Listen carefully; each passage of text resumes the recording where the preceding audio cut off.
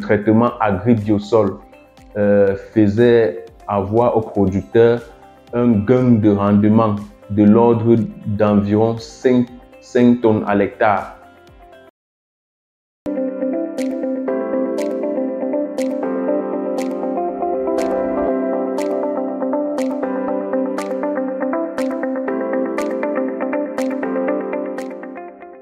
Bonjour à tous, je suis M. Jaurès Feshion-Gemfo. Je suis ingénieur agronome en service chez Sunswim Irrigation Cameroun. Des produits agri-biosol, notamment d'un essai fertilisant avec les produits agri-biosol sur la culture du maïs, réalisé dans la région de la Damawa, plus précisément dans la localité de Borongo, aux environs de Ngaoundéré. L'essai mettait en évidence la gamme des produits agri-biosol sur la culture du maïs et il fallait faire une étude comparative entre les effets des produits agri-biosol et ceux d'un engrais, d'un protocole de fertilisant classique en fait, utilisé par une entreprise de la place. Le protocole de cette entreprise en fait prévoyait d'utiliser du NPK 14-24-14 à la dose de 200 kg par hectare. On associait cela à 150 kg d'urée, autant pour moi. Par contre, le protocole agri-biosol mettait en évidence une gamme de produits associés à 250 kg d'urée. Alors, les travaux de mise en place de cet essai ont débuté dans la période du 27 mai 2023. Alors, le premier jour, la descente sur le terrain, c'était destiné à... on devait découvrir en fait le site qui avait été préalablement préparé par des partenaires. Le site a été labouré, accompagné de mon collaborateur de la structure en place. Il fallait que nous venions délimiter les parcelles. Je rappelle que selon le protocole d'essai, en fait, nous devions avoir des unités expérimentales de 37,5 mètres carrés chacune et il devait avoir 52 unités expérimentales. Vu que l'essai mettait en évidence 12 traitements. Les 12 traitements étaient repartis de telle manière qu'il y avait des témoins, il y avait des traitements classiques de la société. Ça devait présenter le NPK 14-24-14 à la dose de 200 kg par hectare associé à 150 kg d'urée. C'est ça que nous appelions protocole classique.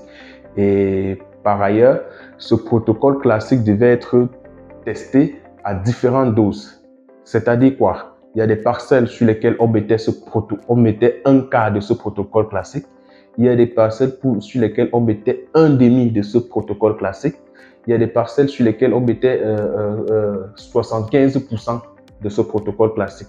C'est-à-dire, au lieu de 200 kg de NPK, par exemple, sur une parcelle qui devait recevoir 50%, on mettait plutôt 100 kg de NPK et 75 kg d'urée. C'est comme ça que ça se présentait.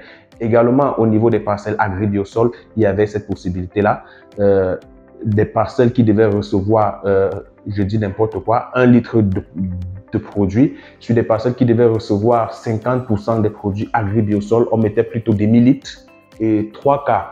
Et d'autres parcelles, à l'arrivée, on faisait des combinaisons de produits. C'est-à-dire, on avait agri-biosol à 50%, classique à 50%. Ça, on mettait sur une parcelle pour voir toujours comment le maïs se comporte lorsqu'on associe agri-biosol au classique. Différents pourcentages. Il y a des parcelles qui avaient des 100% agri-biosol plus 100% classique. Donc, ça veut dire que ces parcelles avaient 2 fois la fertilisation en fait.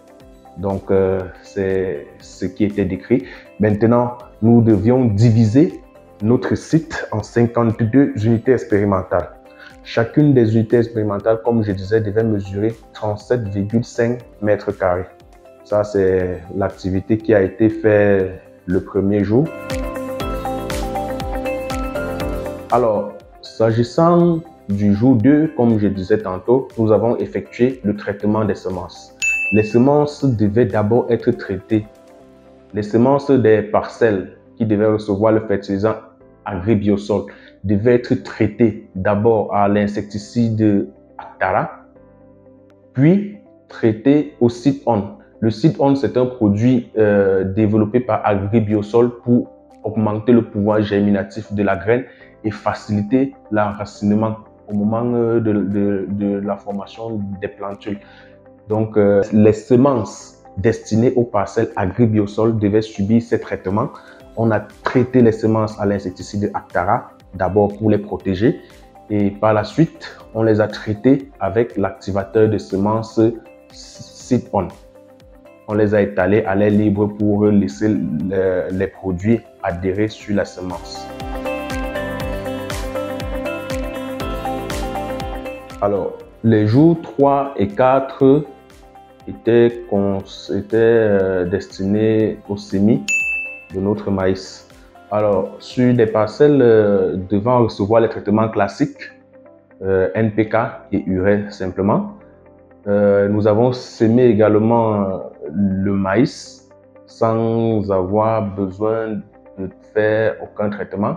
Le maïs était semé à raison de 2 graines par poquet. L'écartement entre les lignes était 75 cm et entre 2 plants sur une même ligne était 22 cm. Et le démarrage devait être effectué à la levée pour ne laisser sur le site que le plant les plus vigoureux. Alors, sur les parcelles devant recevoir les traitements Agribiosol, comme je disais, leurs semences avaient été préalablement traitées avec l'insecticide Actara et l'activateur de semences Seed-On. Nous avons procédé au semis, puis nous avons appliqué Castel à la dose de 40 litres à l'hectare. Castel, c'est un amendement de sol constitué de matière organique et du phosphore et de l'azote. Nous avons appliqué également du Regina, qui est un régulateur de sol, toujours un produit développé par Agribiosol. À ces deux produits, nous avons ajouté 100 kg d'urée à l'hectare pour les parcelles Agribiosol.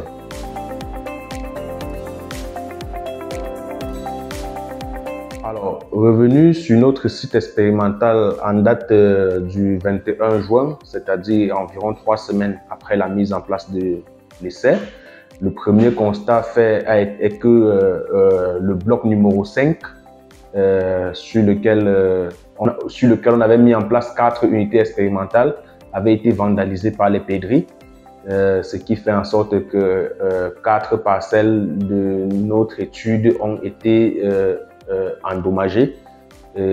On avait désormais plus que 48 parcelles expérimentales.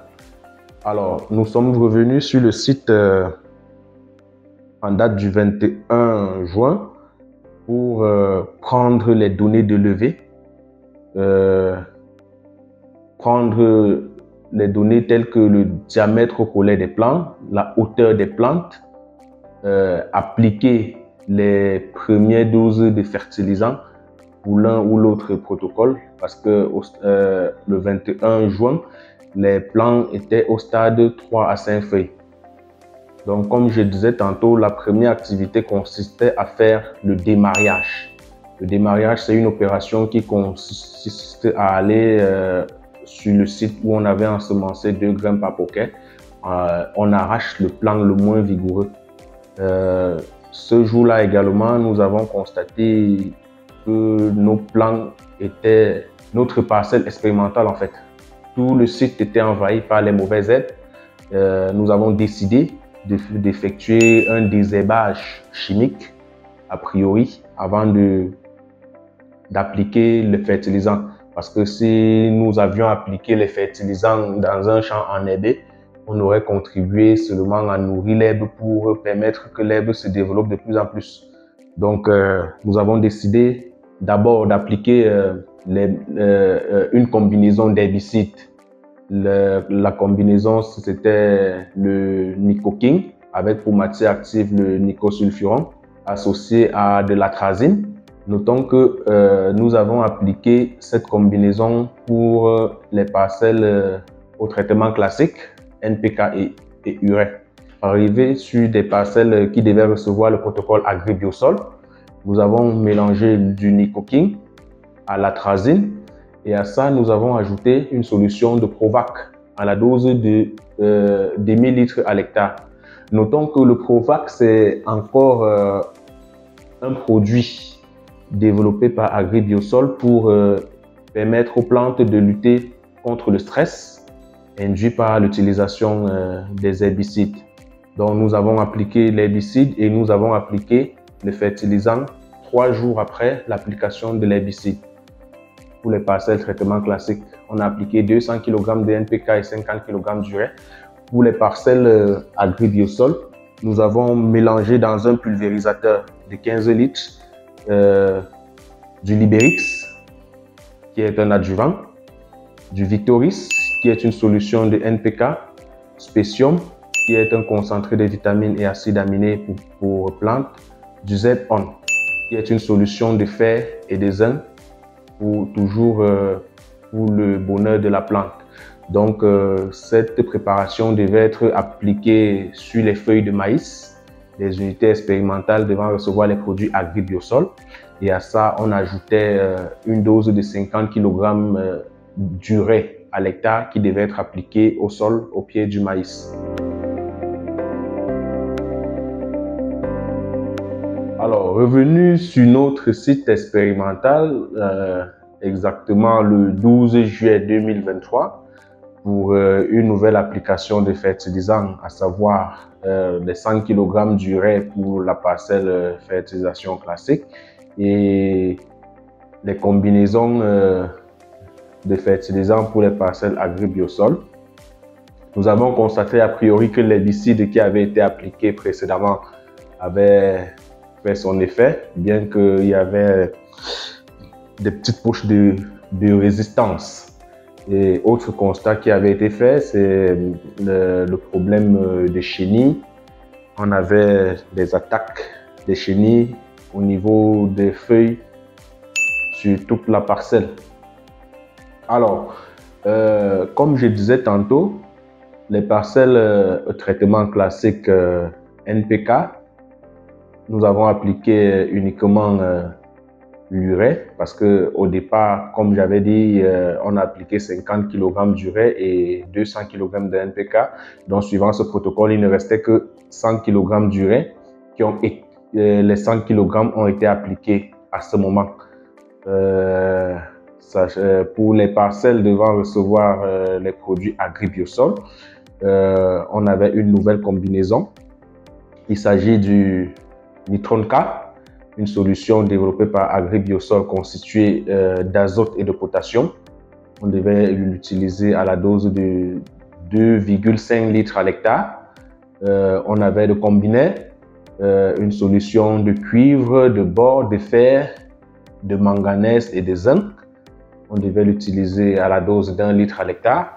Il y avait également une solution d'Excel, utilisée à 1 litre à l'hectare. Excel, c'est toujours un produit Agri-Biosol constitué de vitamines et d'autres acides aminés et oligo-éléments. Donc, ces produits étaient tous mélangés dans un pulvérisateur et appliqués au niveau des feuilles de maïs pour les parcelles devant recevoir les produits Agri-Biosol. À cette combinaison, on ajoutait une dose d'urée de 50 kg par hectare qui était toujours appliquée au pied des plantes dans toutes les unités expérimentales Agri-Biosol. Il est également à noter que avant de faire cette application de fertilisant, on a effectué une nouvelle collecte des données de croissance de la plante, c'est-à-dire le diamètre au collet, la taille de la plante.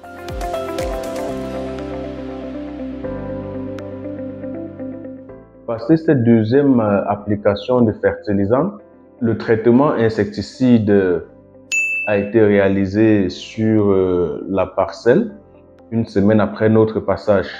Là, il faut préciser que le traitement était identique pour toutes les unités expérimentales, donc il n'y avait aucune spécificité à ce niveau. L'objectif était en fait d'éradiquer les attaques des chenilles qui se manifestaient et étaient déjà visibles au niveau des feuilles.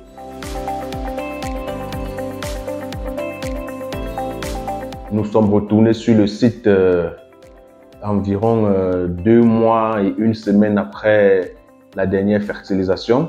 Cette fois, on était déjà à la phase d'avant-floraison.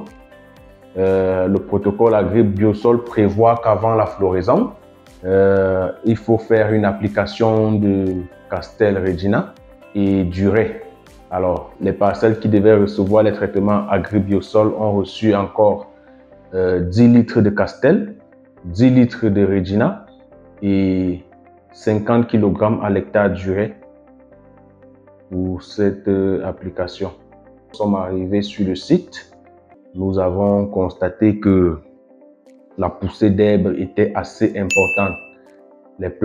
Les herbes présentes sur le site avaient carrément la moitié de la taille du maïs.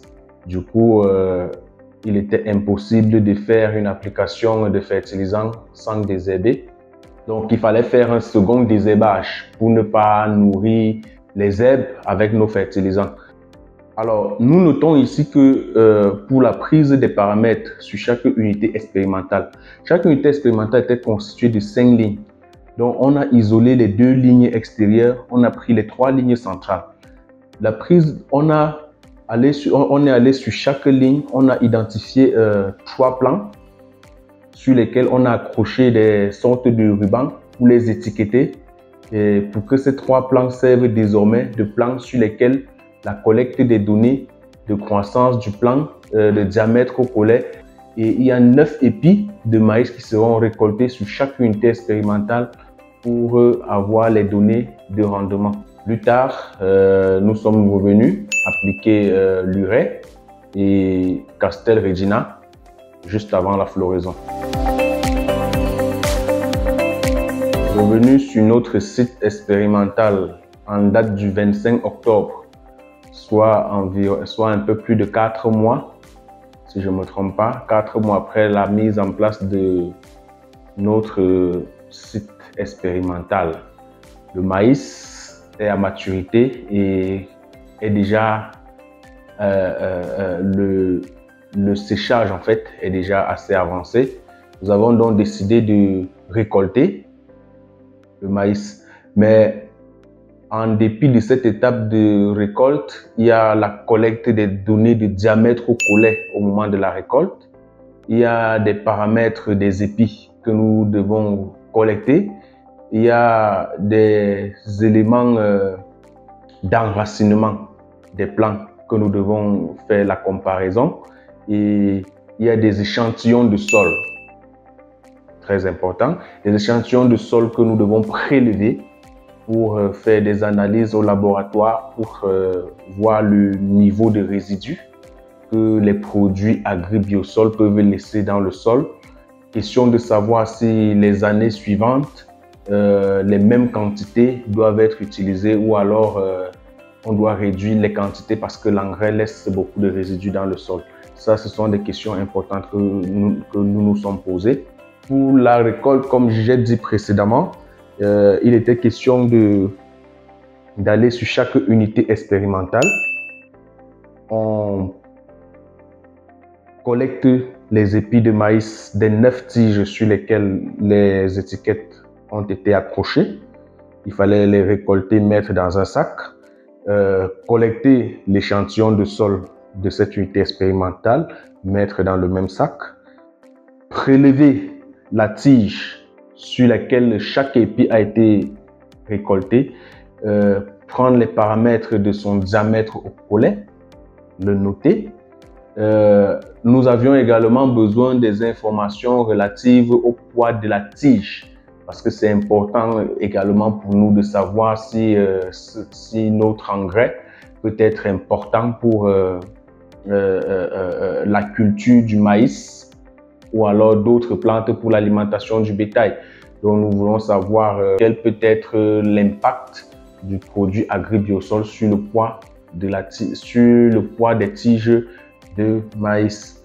Hormis cela, nous avons également déterré des tiges de maïs sur différentes unités expérimentales, traitement agribiosol et traitement classique, pour essayer d'évaluer la densité racinaire, pour savoir si agribiosol ne joue pas un impact sur la densité racinaire. Vous savez également qu'une plante bien enracinée, ça permet qu'elle résiste au vent violent et éventuellement à l'averse.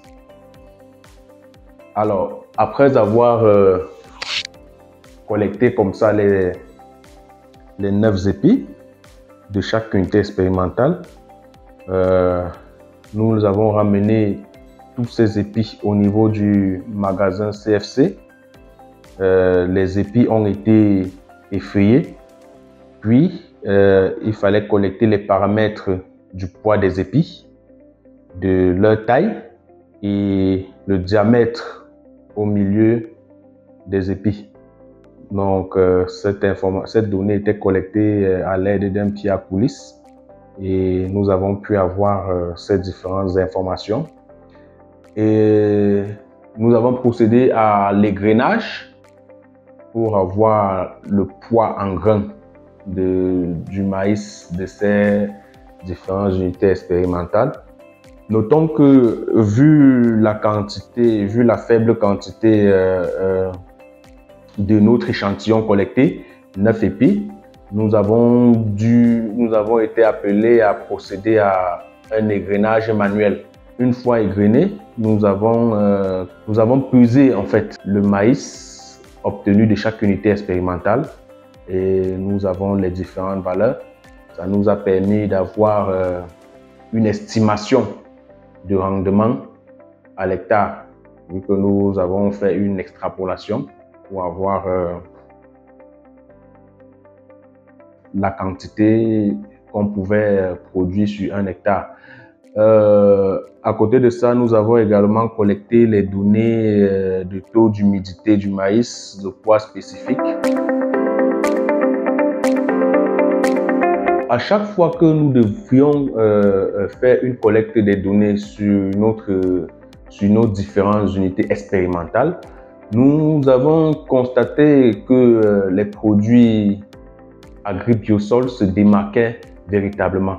Alors, les parcelles qui avaient les niveaux de croissance les plus avancés étaient bien évidemment celles dans lesquelles il y avait la combinaison des produits classiques et agribiosol à 100%. Ça, il n'y avait rien à faire à ce niveau. Mais derrière ces parcelles, on se rendait compte que les parcelles qui recevaient les traitements agribiosol à 100 et à 75% se démarquaient véritablement. Lorsque nous avons fait passer un drone pour photographier le site expérimental, il y avait véritablement, vu d'en haut, une différence de croissance très perceptible entre les plants des différentes unités expérimentales. Au niveau de la floraison même, les parcelles ayant reçu les produits agribiosol à la dose de 100% sont entrées en floraison bien avant les autres parcelles du site, ce qui témoigne de l'importance de ces produits pour l'agriculteur. Pendant la culture également, on a fait face à de fortes pluies qui ont entraîné beaucoup de verses dans la région. Mais nous avons constaté en fait que les parcelles qui ont été traitées au agribiosol n'ont pas ressenti la verse autant que les autres. Nous pouvons qualifier cela au fait qu'ils ont un système d'enracinement un peu plus développé que les autres traitements. Alors, parvenu au moment de la récolte, après avoir amené les échantillons de maïs pour les peser, nous nous sommes rendus compte que certains épis de maïs produits sur les parcelles agribiosol avoisinant les 600 grammes, ce qui est énorme pour un seul épi de maïs. Au final, nous nous sommes rendus compte que pour la variété V1, la Chaba, environ 3,5 tonnes à l'hectare pour la seconde variété, ce qui pourrait être un gain considérable pour l'agriculteur qui déciderait de fertiliser son exploitation de maïs au agri-biosol. Alors, au vu des résultats plus que convaincants obtenus lors de ces activités dans la région de l'Adamawa, j'appelle mes collaborateurs agronomes et les agriculteurs, les producteurs de maïs et toute autre culture de par le Cameroun à utiliser les produits de la gamme Agri-Biosol. Vous ne serez pas déçus.